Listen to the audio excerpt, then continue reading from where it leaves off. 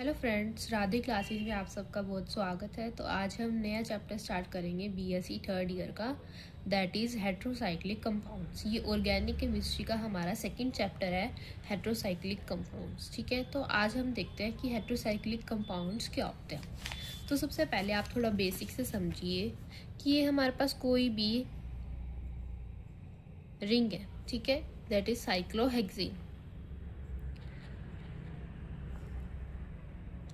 ये हमारे पास क्या है, साइक्लोहेक्सेन है। ठीक है, अगर इसमें कोई एक दूसरा एक्स्ट्रा जो एलिमेंट है वो ऐड हो जाए एक्सेप्ट कार्बन, अब इसमें तो क्या है, सारे के सारे क्या हैं, कार्बन ग्रुप्स हैं।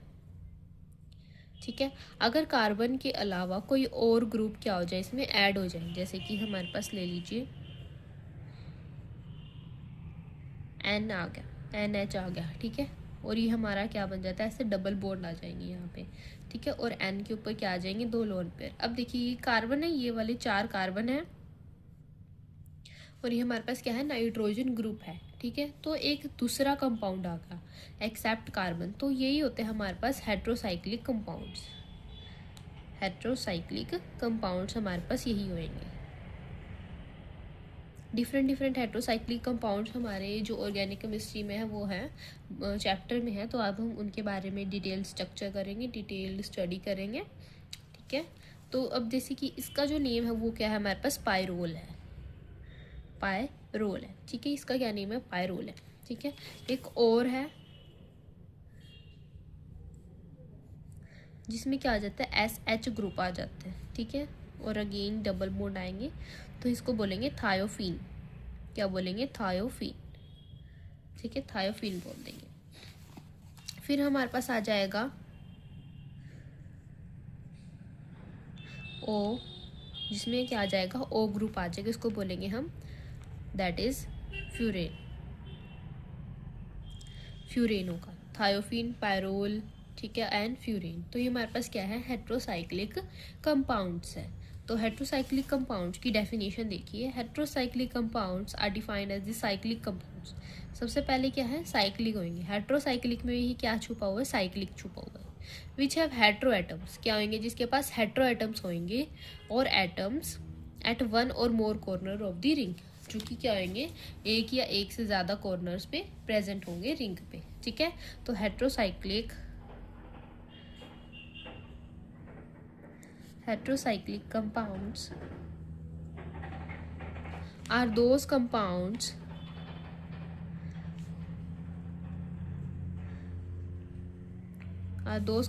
which are cyclic in nature। सबसे पहले तो क्या होंगे, साइक्लिक होंगे नेचर में, एंड कंटेन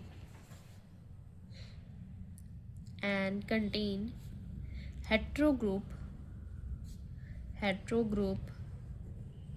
सच एज, कौन कौन से हो सकते हैं, nitrogen, oxygen and sulphur, other than the carbon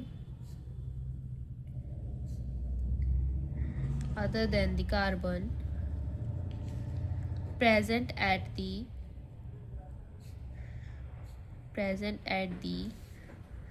one or more corners of the ring।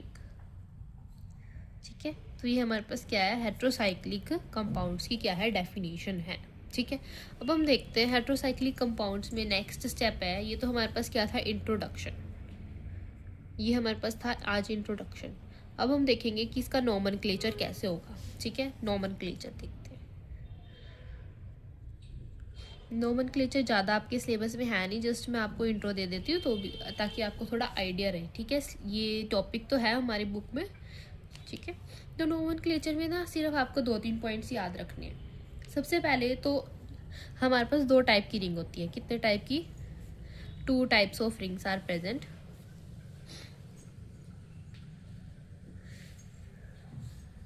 एक होती है हमारे पास 5 मेंबर रिंग्स,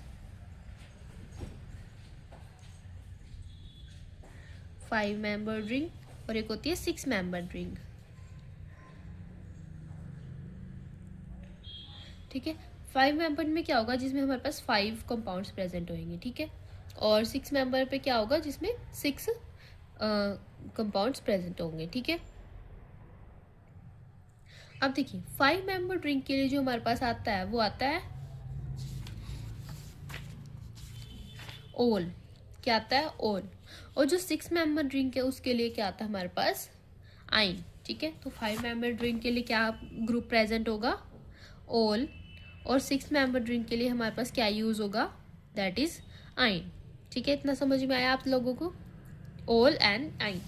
अब आता है हमारे पास जो नाइट्रो ग्रुप है उसके लिए लगता है एजो या एज लगा सकते हैं। ओ के लिए लगता है ऑक्स और एस के लिए लगता है थायो, ठीक है। अगर हमारे पास 5 मेंबर रिंग में नाइट्रोजन प्रेजेंट है, क्या है, नाइट्रोजन प्रेजेंट है। ये हमारे पास क्या 5 मेंबर, 1 2 3 4 एंड 5, ये हमारे पास क्या है 5 मेंबर रिंग है।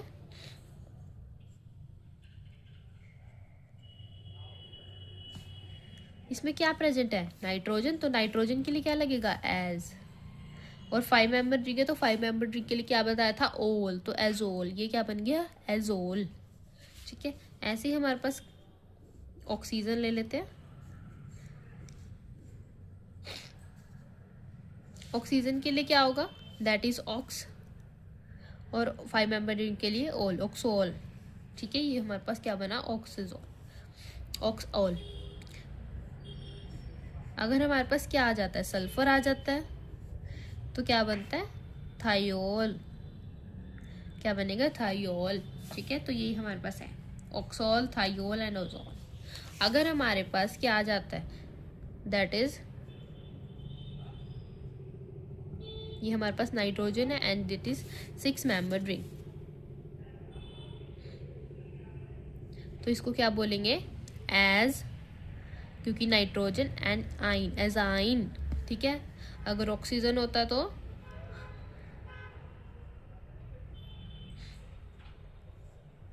ऑक्साइन, ठीक है।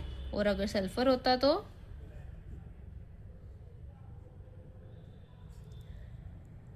थाइन,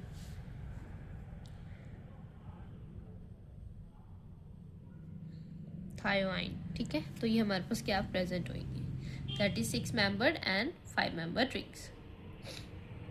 और इसका जो हम जो आगे लिखते हैं, नेम लिखते हैं, ये हमारे पास क्या है, IUPAC नेम है। बाकी इसका क्या नेम होता है, एजोल का, दैट इज पायरोल। इसका हमारे पास क्या होगा, फ्यूरेन। एंड थायोल का क्या होगा हमारे पास, थायोफीन, थायोफीन। इसके पास क्या आएंगे, लोन पेयर आएंगे यहाँ पे, ठीक है। तो ये हमारे पास क्या है, दैट इज नोमेनक्लेचर। आपको सिर्फ इतना ही था, पायरोल,